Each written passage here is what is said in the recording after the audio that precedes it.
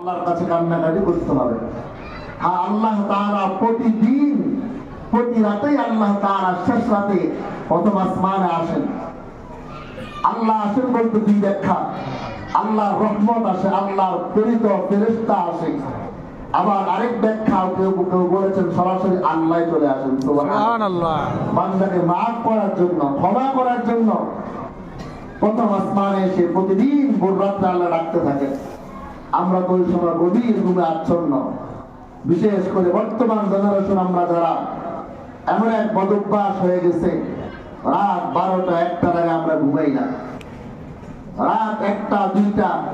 কিন্তু যুবক তো এমন আছে 3টার আগেও ঘুমায় না, মোবাইল দেখতে দেখতে দেখতে দেখতে চার্জ শেষ না হওয়া পর্যন্ত দেখবে। চার্জার লাগাইয়াও দেখে, কথা বলুন ঠিক, এমবি শেষ না হওয়া পর্যন্ত। এখন তো ওয়াইফাই আছে আনলিমিটেড, টেনশন নাই, দেখতেই থাকে, ঘুমায় না, রাতের বেলা ঘুমায় না। এখন অনেক যুবকরা আছে রাতের বেলায় ঘুরে বেড়ায়, ঢাকা শহর ঘুরে বেড়ায়। আমি তো প্রায় রাতের বেলা আসি দেখি। গতকালকেও নোয়াখালী থেকে মাহফিল করে আসতেছিলাম, প্রায় রাতে 3টা বাজে 2:30 বাজে যাত্রাবাড়ির ওইদিকে রং চা খেতে নামলাম, দেখি যে অনেকগুলো যুবক আড্ডা মারতেছে।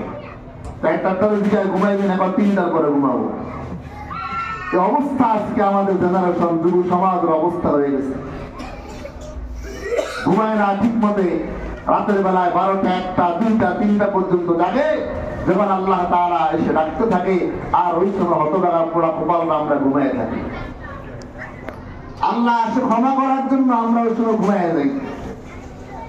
এজন্য সম্মানিত হাজির, এই রাতের বেলা দেরি করে ঘুমানোটাও স্বাস্থ্যের জন্য অনেক বড় ক্ষতিকর। ডাক্তারি থিওরি অনুযায়ী ডাক্তাররা বলে মানুষের শরীরে একটা হরমোন আছে। এই হরমোনটা মানুষ যখন রাত 12টায় গভীর ঘুমে আচ্ছন্ন থাকে, ওই সময় হরমোনটা পুরো শরীরের মধ্যে ঘুরতে থাকে। আর যদি ওই সময় না ঘুমায়, তাহলে ওই হরমোনটা আর ঘুরতে পারে না, শরীরের মধ্যে ঘুরাঘুরি করতে পারে না।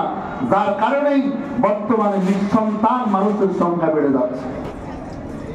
অধিকাংশই সন্তান হয় না বিবাহ শাদীর পরে, অনেকেরই হচ্ছে না। আমার কথা না, ওই ডাক্তারের ভিডিও আমি শুনেছি, একজন ভাইরাল ডাক্তার, ভালো ডাক্তার।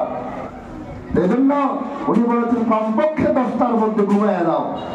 আর যখন রাত 12টা গভীর ঘুমে আচ্ছন্ন থাকবে, ডাক্তারদের প্রেরিত রাসূলের হাদিস। এজন্য পয়গম্বর বলেছেন রাতের খাবার আসার আগেই খেয়ে বেরো, এশার নামাজ পড়ে আর দেরি নয়, তাড়াতাড়ি ঘুমাইয়া দাও।